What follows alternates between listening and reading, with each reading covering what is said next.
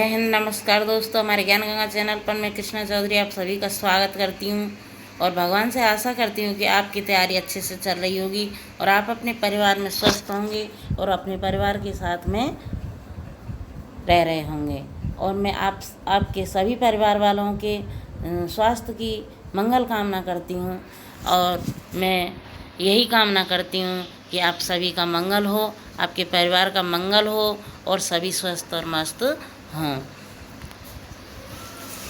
तो मैं हमारे ज्ञान गंगा चैनल से अगर आप सीटेट, यूपीटेट, रीट या किसी भी स्टेट टेट की आप प्रिपरेशन कर रहे हैं तो आप अपने स्वयं के बनाए हुए नोट्स बना कर के तैयारी करें। चाहे आप बहन हैं या भाई हैं, मैं सभी को अपने परिवार का सदस्य समझती हूँ और आप सभी ये हमारे एक परिवार का सदस्य हैं। और एक परिवार का सदस्य होने के नाते हमारा मोटिवेशन आप बढ़ाएं और अगर पसंद आता है तो चैनल को सब्सक्राइब कर लें और जिससे कि आप बेल आइकन को प्रेस कर लें, जिससे आने वाले वीडियो के नोटिफिकेशन आपको तुरंत मिल सकें।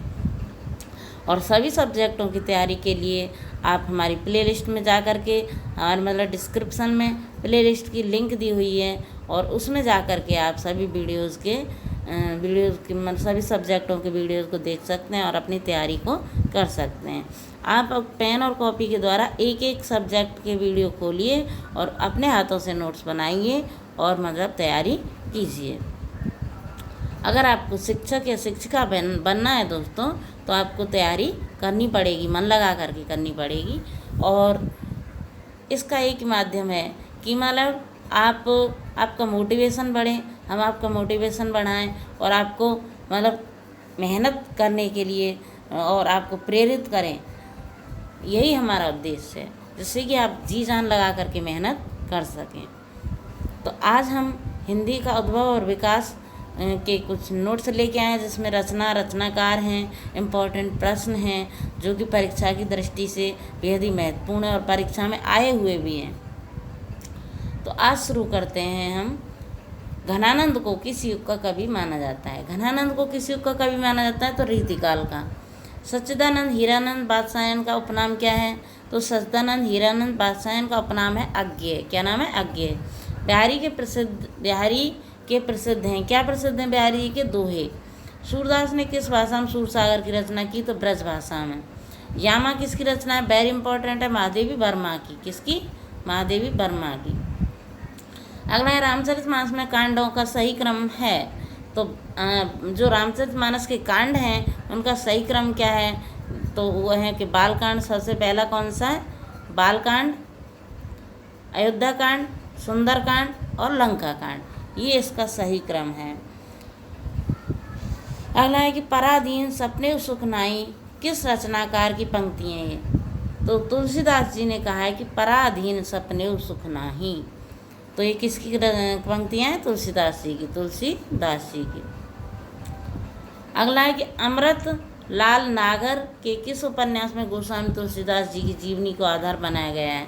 तो अमृतलाल नागर के मानस के हंस में तुलसीदास जी की जीवनी को आधार बनाया गया है। अगला है डॉक्टर नगेंद्र ने किस युग का स्थूल के प्रति सूक्ष्म का विद्रोह कहा है? तो किस युग को स्थूल के प्रति सूक्ष्म का विद्रोह का? छायावाद को। किसको? छायावाद को। अगला है भेजे मन भावन के उद्भव के आवन की शुद्ध ब्रज गावन में पावन जवे लगी। इस उक्ति के रचनाकार कौन है? तो ये जगन्नाथ दास रत्नाकर जी हैं। वो कहते हैं कि भेजे मन भावन के उद्धव के आवन की सुध ब्रज गावन में पावन जवे लगी। तो जगन्नाथ दास जी उद्धव जब आए हुए हैं उस समय का प्रसंग है और कहते हैं कि भेजे मन भावन के उद्धव के आवन की सुध ब्रज गावन में पावन जवई लगी। तो इस पंक्ति के रचनाकार हैं जगन्नाथ दास रत्नाकर। अगला कौन सा महीना भाद्रपद महीने के बाद आता है? तो भाद्रपद, जिसको कि हम लोग भादों कहते हैं, तो भाद्रपद के बाद आश्विन आता है। अगहन जिसको कहते हैं आश्विन। अगला, सावधान मनुष्य, यदि विज्ञान है तलवार तो इसे दे फेंक। सावधान मनुष्य, यदि विज्ञान है तलवार तो इसे दे फेंक। तस्कर मोह स्मृति के पार पंक्तियों के रचयिता कौन है?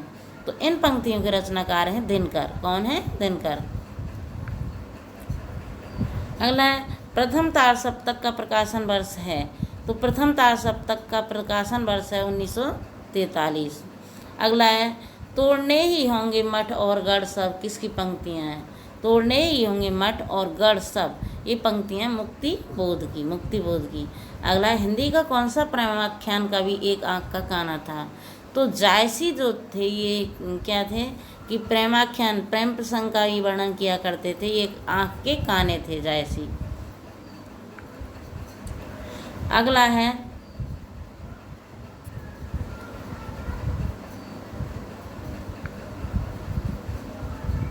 वह तोड़ती पत्थर देखा मैंने उसे इलाहाबाद के पथ पर।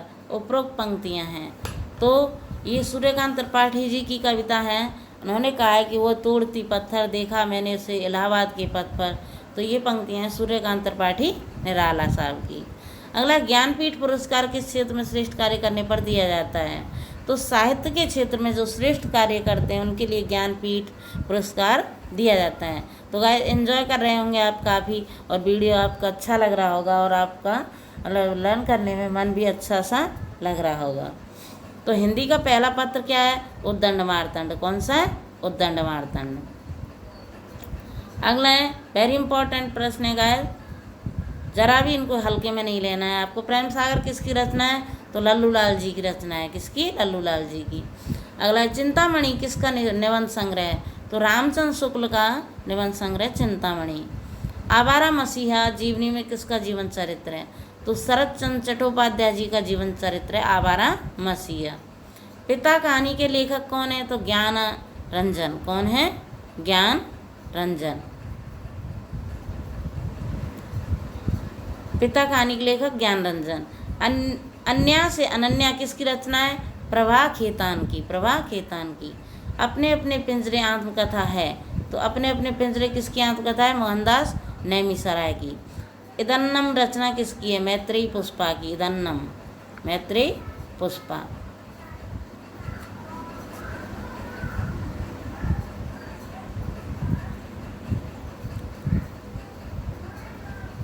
अगला जो चैप्टर है वो है आपका भाषा तथा व्याकरण। भाषा तथा व्याकरण। तो मूर्धन्य व्यंजन कौन कौन से हैं भाषा तथा व्याकरण में? मूर्धन्य व्यंजन है ट, ठ, ड, ढ, ये मूर्धा से बोले जाते हैं। समूहवाचक संज्ञा है तो कक्षा। कक्षा में क्या है कि सभी एक ही प्रकार के समूह के बच्चे हैं पढ़ने वाले, इसलिए समूहवाचक संज्ञा हो गई कक्षा। परिमाणवाचक विशेषण क्या है? 5 किलो। क्या है? परिमाणवाचक 5 किलो। 5 किलो निश्चय परिमाणवाचक हो गया। कौन सा? निश्चय, क्योंकि इसमें पूरा फिक्स उसकी मतलब तौल दी हुई है कि 5 किलो। आलस्य शब्द का विशेषण है आलसी। क्या हो जाएगा? आलसी। अगला, सर्वनाम के कितने प्रकार हैं? 6। अगला है, बाल का स्त्रीलिंग है तो बाल का स्त्रीलिंग हो जाएगा बाला। क्या हो जाएगा? बाला। कवयित्री, कवयित्री का पुल्लिंग है कवि। क्या हो जाएगा? कवि। वेरी इंपॉर्टेंट है दोस्तों, ये बीटीसी वगैरह में काफ़ी बार आ चुका है। कवयित्री बार बार आता है घूम करके। साधु का स्त्रीलिंग है तो साधु का स्त्रीलिंग साध्वी। क्या हो जाएगा? साध्वी। परिश्रमी शब्द का विशेषण गुणवाचक विशेषण। कौन सा? गुणवाचक विशेषण। अगला, मानव शब्द की भाववाचक संज्ञा है तो मानव शब्द की भाववाचक संज्ञा हो जाएगी मानवता। अगला, हिंदी भाषा में वे ध्वनियाँ कौन सी हैं जो स्वतंत्र रूप से बोली या लिखी जाती हैं? तो स्वर हैं वो क्या है कि स्वतंत्र रूप से लिखी जाने वाली ध्वनियों को क्या कहते हैं? हम स्वर कहते हैं। स्वतंत्र रूप से बोली जाने वाली ध्वनियों को स्वर कहते हैं। तो स्वर कौन कैसी ध्वनियाँ हैं? स्वतंत्र रूप से बोली या लिखी जाने वाली। हिंदी में वचन होते हैं 2 वचन, एक वचन और बहुवचन। 2 वचन हो गए। जिन शब्दों में प्रयोग के अनुसार कोई परिवर्तन नहीं होता उन्हें क्या कहा जाता है? अविकारी शब्द। जिन शब्दों में प्रयोग के आधार पर कोई परिवर्तन नहीं होता है उनको हम अविकारी शब्द कहते हैं। अगला, जातिवाचक संज्ञा है पुस्तक। पुस्तक कैसी है? जातिवाचक संज्ञा। वह स्वतः ही जान जाएगा में सर्वनाम है, तो वह स्वतः ही जान जाएगा निजवाचक सर्वनाम है, स्वतः, स्वतः निजवाचक। तालव्य व्यंजन कौन कौन से हैं? च, छ, ज, झ, ये कौन से? तालव्य। अगला है शब्द के जिस रूप में अधिक व्यक्तियों, वस्तुओं आदि का बोध हो उसे क्या कहते हैं? उसे हम बहुवचन कहते हैं। मैं आशा करती हूँ कि आपकी बेहतर तरीके से समझ में आ रहे होंगे और आप एंजॉय कर रहे होंगे, अपने हाथों से नोट्स बना रहे होंगे। दोस्तों, आपके माता पिता बहुत मेहनत करते हैं, जब जाके कहीं आपको इतनी शिक्षा प्राप्त होती है और तब भी हमें लक्ष्य प्राप्त नहीं हो जाए दोस्तों, तो बड़ा दुख होता है माता पिता को और हमें भी आत्मा में। तो इसलिए ना कि हमें अपने माता पिता के सपनों को साकार करना है। मैं तो एक परिवार की तरह आपको बताती हूँ दोस्तों, और क्योंकि मैं आपको एक परिवार समझती हूँ इसलिए ये सब मैं बातें आपके लिए बताती हूँ। नहीं क्या है पढ़ाना, मुझे भी सब लोग पढ़ा रहे हैं, मुझे भी पढ़ाने से ही काम, लेकिन नहीं, मैं आपको अंधेरे में नहीं रख सकती दोस्तों, क्योंकि मेहनत तो आपको ही करनी पड़ेगी दोस्तों, और अपने माता पिता के सपनों को साकार करना पड़ेगा। क्या इस दुनिया में क्या है दोस्तों, सभी लोग आए हैं, सभी को जाना है, तो हर कोई ना कोई लक्ष्य लेकर के आया है, तो उस लक्ष्य को मतलब प्राप्त कोई ही कर पाते हैं, और बाकी सभी इस संसार में क्या है कि विलुप्त हो जाते हैं और इसी में मिल जाते हैं। अगला है प्रश्नवाचक सर्वनाम होते हैं। प्रश्नवाचक सर्वनाम होते हैं कौन, किसे, कब, ये क्या है? प्रश्नवाचक। जहाँ एक क्रिया के समाप्त होने के बाद तुरंत दूसरी क्रिया के होने का बोध होता हो उसे हम क्या कहते हैं? उसे हम पूर्वकालिक क्रिया कहते हैं। जहाँ एक क्रिया के समाप्त होने के बाद तुरंत बाद दूसरी क्रिया होने लगे, जैसे दिनेश पढ़कर सोया, वहाँ पहली क्रिया को कहते ही दूसरी क्रिया शुरू हो गई है, तो इसको हम क्या कहेंगे? पूर्वकालिक क्रिया। अगला है कि एक पद, वाक्यांश या उपवाक्य का संबंध दूसरे पर वाक्यांश या उपवाक्य में जोड़ने वाले अव्यय को क्या कहते हैं? तो एक वाक्यांश या उपवाक्य का संबंध दूसरे पर वाक्यांश या उपवाक्य में जोड़ने वाले अव्यय को हम समुच्चयबोधक अव्यय कहते हैं। अगला है किन ध्वनियों को अनुस्वार कहा जाता है? तो स्वर के बाद आने वाली नासिक ध्वनियों को क्या कहा जाता है? अनुस्वार कहा जाता है। अगला भाववाचक संज्ञा के अंतर्गत आते हैं, तो गुण, दोष आदि भाववाचक संज्ञा के अंतर्गत आते हैं। मदन काली पतलून पहनकर खेलने आया में विशेषण है, तो इसमें विशेषण क्या है? काली। क्या है? पतलून कैसी थी? काली, तो काली क्या हो गया? विशेषण हो गया। अगला पुस्तक का विशेषण बनेगा पुस्तकीय। क्या बनेगा? पुस्तकीय। यह नई साड़ी है, वाक्य में नई शब्द है, तो नई क्या है? विशेषण हो गया आपका। श्याम धीरे धीरे चलता है, वाक्य में धीरे धीरे एक शब्द क्या है? तो ये क्या हो गया? क्रिया की विशेषता बतला रहा है। तो चलता है राम, चलता है, क्या करता है? चलता है। अब कैसे चलता है? कि धीरे धीरे, धीरे धीरे, तो क्रिया की विशेषता बतला रहा है, तो क्या हो गया? ये क्रिया विशेषण हो गया। अगला है बच्चे बहुत सी गलतियां मात्राओं के प्रयोग करते हैं, इस वाक्य में रेखांकित अंश है बहुत। बच्चे बहुत सी, अब इसमें क्या है कि कोई मात्रा फिक्स नहीं हुई है। बच्चे 2 गलती करते हैं कि 4 करते हैं, 10 करते हैं, 20 करते हैं, कितनी करते हैं? बहुत, एक अनिश्चय की स्थिति में डाल दिया है, तो इसलिए इसको हम अनिश्चित संख्यावाचक विशेषण कहेंगे। अगला है गुणवाचक, परिमाणवाचक, सार्वजनिक, संख्यावाचक, ये सभी किसके भेद हैं? तो ये विशेषण के भेद हैं। गुणवाचक, परिमाण बोधक, सार्वनामिक, संख्यावाचक, ये किसके हैं? विशेषण के भेद। अगला है कबीर कल सुंदर दिख रहा था, तो उपरोक्त वाक्य में रेखांक शब्द व्याकरण की दृष्टि से क्या है? तो सुंदर दिख रहा था, तो सुंदर क्या है? विशेषण हो गया। क्या है? विशेषण। पशुता शब्द उदाहरण है, तो पशुता है वो भाववाचक संज्ञा का उदाहरण है। व्युत्पत्ति के आधार पर संज्ञा के कितने भेद हैं? तो 5 भेद हैं। कितने? 5। घ का उच्चारण स्थान है कंठ। क्या है? कंठ। 6 का वर्ण से बना है। 6 वर्ण किससे बना है? का प्लस सा से बना है। संयुक्त व्यंजन है और इसलिए किससे बना है? का और सा से। हिंदी शब्दकोश में पहले आने वाला शब्द है तो वक्त। क्या है? वक्त। हिंदी शब्दकोश में अंग किस वर्ण से पहले आता है? तो ज्ञा को वर्णमाला, संयुक्त व्यंजन से पहले आता है हिंदी शब्दकोश में अंग। ज्ञा को वर्णमाला में माना जाता है, तो ज्ञा को अंग ऐसे पहले आता है। सॉरी दोस्तों, हिंदी शब्दकोश में अंग किस वर्ण से पहले आता है? ऐसे पहले। और ज्ञ वर्णमाला, ज्ञ को वर्णमाला में माना जाता है संयुक्त व्यंजन। ज्ञ क्या है? कि एक संयुक्त व्यंजन है, 2 अक्षरों से मिलकर के बना है। कवि शब्द में संज्ञा है, तो कवि शब्द में कौन सी संज्ञा है? जातिवाचक। कौन सी है? जातिवाचक। कभी शब्द में संज्ञा है जातिवाचक। अगला है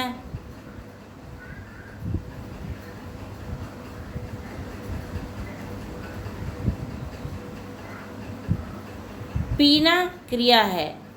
पीना क्रिया है तो हिंदी शब्द को पीना सकर्मक क्रिया है। कैसी क्रिया है? सकर्मक क्रिया। पीना कैसी क्रिया है? सकर्मक। अगला हिंदी शब्दकोश के अनुसार संतान, सकल, सचल, सक्षम शब्दों का सही क्रम क्या है? तो संतान, सकल, सक्षम, सचल, ये इसका सही क्रम है। पापी में कौन सा विशेषण है? तो गुणवाचक विशेषण है। वर्णों के समूह को जिसमें कोई निश्चित अर्थ निकलता हो क्या कहा जाता है? शब्द कहते हैं उसको। क्या कहते हैं? शब्द। वह थोड़ा बीमार है, इस वाक्य में थोड़ा में कौन सा क्रिया विशेषण है? तो परिमाणवाचक क्रिया विशेषण है। अगला कलरव शब्द है तो अमात्रिक शब्द है। कैसा है? अमात्रिक। बुढ़ापा शब्द में कौन सी संज्ञा है? भाववाचक संज्ञा। अगला है पंडित से बनी भाववाचक संज्ञा क्या है? पांडित्य। अगला है हंसना कैसी क्रिया है? अकर्मक क्रिया है। मुख्य क्रिया के अर्थ को स्पष्ट करने वाली क्रिया को क्या कहते हैं? सहायक क्रिया कहते हैं। अगला है कि बाजार से किस संज्ञा का बोध होता है? जातिवाचक का। था किस वर्ग का व्यंजन है? तो दंत्य का। जहाँ जहाँ शब्द व्याकरण की दृष्टि से हैं उनको हम शब्द युग्म कहते हैं। अगला है गीता मंद मंद मुस्करा रही है। इस वाक्य में मंद मंद व्याकरण की दृष्टि से है तो ये क्या है? क्रिया विशेषण। क्रिया की विशेषता बतला रहा है। मुस्कराना क्रिया है तो कैसे मुस्करा रही है? मंद मंद। बिल्ली छत से कूद पड़ी, कौन सा कारक अपादान कारक? क्योंकि बिल्ली है वो छत से अलग हो रही है और अलग होने के अर्थ में गाइस अपादान कारक होता है। पानी शब्द का लिंग है तो पानी कौन सा है? पानी पुल्लिंग है। तो लिंग छांटने का एक सीधा सा फंडा है, एक सीधी सी ट्रिक है दोस्तों कि उसको वाक्यों में प्रयोग करके देख लो या वाक्य बना करके देख लो। तो पानी पी या पानी पिया, तो पानी पिया। तो इसलिए सीधी सी सिंपल सी बात है कि पानी शब्द का लिंग क्या होगा? पुल्लिंग। लोगों ने शोरगुल करके डाकुओं को भगाया, वाक्य में कारक है तो कर्म कारक है। कौन सा है? कर्म कारक। लड़का पेड़ से गिरा, वाक्य में कारक कौन सा? अपादान कारक। लड़का पेड़ से अलग हो गया यानी गिर गया तो अपादान कारक। पुस्तक शब्द में लिंग है, स्त्रीलिंग है। कौन सा? स्त्रीलिंग। छात्र का बहुवचन छात्रों। हरिण का स्त्रीलिंग हरिणी। हिंदी के शब्दों का लिंग निर्धारण किसके आधार पर होता है? क्रिया के आधार पर।